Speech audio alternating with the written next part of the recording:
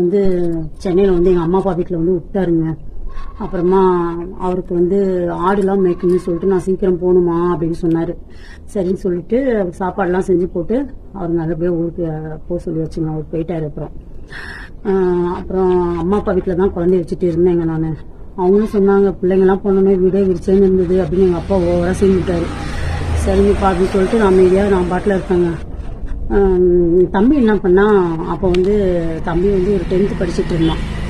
அந்த டைமில் வந்து எங்கள் அப்பா வேலைக்கு போயிட்டாரு. சாயந்தர டைமில் அவன் கீழே ஃப்ரெண்ட்ஸுங்களை பேசிகிட்டு இருந்தான். போனவரும் ரிட்டர்ன் திரும்பி வந்துட்டாருங்க.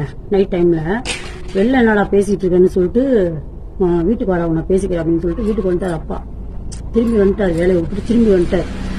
மாடிக்கு வந்தோடனே தம்பி மேலே வந்தான். மாடிக்கு வந்த உடனே அப்படியே அவன் கழுத்து அப்படி பிடிச்சி இப்படி நெரிச்சார் பாருங்க. ஐயோ இன்னும் கொஞ்சம் இருந்தால் உயிரே போயிருக்கோங்க. தண்ணி அடிச்சுட்டு வந்துட்டார். போதை, சரியான போதையில் வந்தார்.